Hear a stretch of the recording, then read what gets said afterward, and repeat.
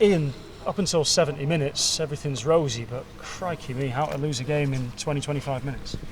You lose it in 8 minutes, to be honest. You lose it in 8 minutes. You're right, for first 45 I thought we were good, control the game, we create a lot. I don't think they had one single shot. Pato did nothing all the first half, except for one save from a corner.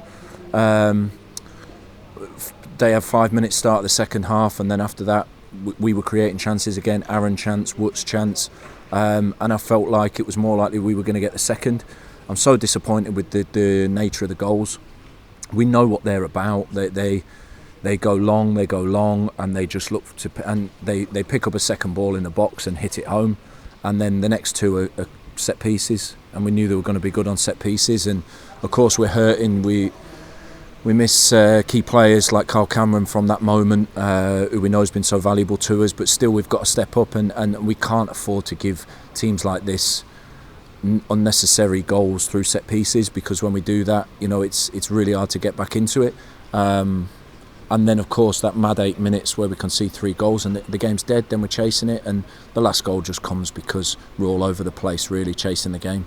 What are you thinking? What's going through your mind on the touchline when it goes 1-1, 2-1, 3-1 in the space of 8 minutes? I mean, I have to look at the balance of play for 78 minutes and go, we've had 70 minutes here, they've had 8 minutes and it's 3-1.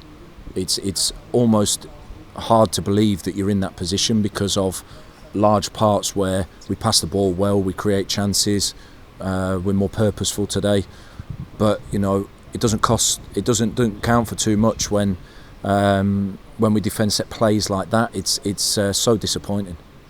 I know you mentioned missing Kyle Cameron, Connell Rawlinson, that sort of stuff, but while they aren't available, and that will happen in the season, are you worried that teams will look at you and just think, get physical with this lot, and they'll fall apart? Yeah, but do you know what? In the first half, we talked about how that we matched. We landed on every second ball. Matty Palmer was everywhere to pick up second balls. We had that front foot nature. I didn't think it suited us when the game got stretched. I think we should have controlled it much better. Once it got stretched, we should have had far more composure in those moments. But once it got stretched and they were launching second balls, and when we started to get tired, we didn't land on the things we should land on. And then teams like this, they get an advantage on you. What did you say to your players in the changing room afterwards? That we have to react on it as fast as possible. We can't, we've of course got to defend better in those moments. There's a lot we can take from the first half in terms of our attacking play. For Aaron, Cairo, Ruben showed a lot of promise in those moments, but at the end of the day, it's not counting for anything if we don't defend key moments well. Are those the moments where you feel like you need to have something nasty in your team, someone ruthless in your team, and perhaps do you have that? Yeah, we have that. Everybody has that, but it's just to find it within themselves. It's to be more physical. To be honest, it was like an assault in the penalty box on both goals. And if the referee's not giving anything, Lacey's being... I mean, we can have 2 penalties first half where Lacey's getting dragged to the floor. And I'm thinking, well, if he's not going to give anything, we have to be that physical. But I don't think we're matching that. And then we have to be as physical as they are, because clearly the referee set the bar low in terms of contact in the box. That's fine. Then we have to be more physical with them, because he ain't going to give a penalty. He showed that in the first half.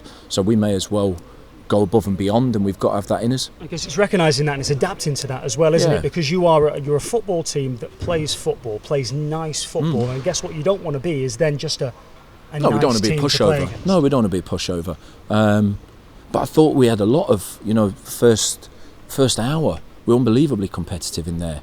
But once the game got a bit stretched, it got really bitty. There was so many free kicks given, like, for nothing as well, and it killed all rhythm in there, and it just got them to set up free kick after free kick, and that's where I think some of the frustration came in.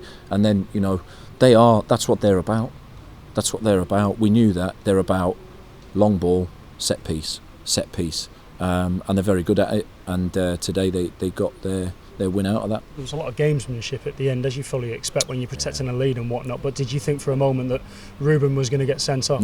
No, it would have been a scandal if he got sent off in my eyes. I mean, I don't even think it's a free... the kid don't even go for the header. It can be a free kick to us, and then they're he's holding his face, there's nothing on his face. It's a little embarrassing, that sort of stuff. And like we said to the fourth official, they were killing time from from the 10th minute, and he said to me 5 times on the touchline, the referee's talking to him. But I don't know how many times they need to talk to him before killing the game is.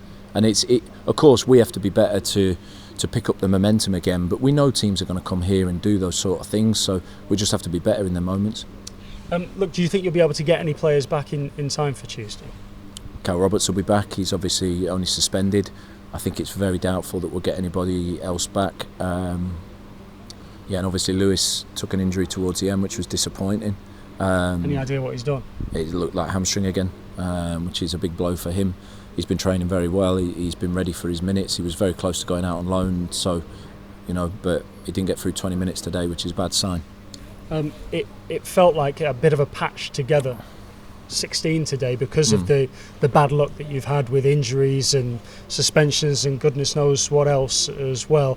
With the likes of Frank Vincent getting his first minutes and Lewis Knight as well, who we just mentioned. Then you've already added in the loan market twice. Do you watch a game like that, albeit 70 minutes of it is fine? Do you watch a game like that and go, do you know, if these are the options that I've got to go to on the bench, maybe I need to go back to the loan market again?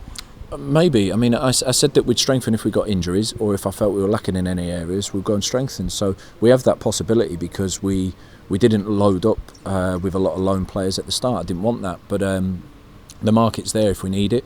We've got some good options if we need it, but I think there's a lot of things we can solve. Just some very basic things in there that we've got to solve, and it's things like, towards the end of the game, still ruthlessly picking up second balls and defending set plays, and we ask if we've got it within us. We went away at Wrexham and defended about 30 long throws and a barrage of set pieces, and I thought defending was magnificent. We've got to be able to do it. Even if 1 or 2 key players are out, the rest have got to step up, and we've got to be able to do it.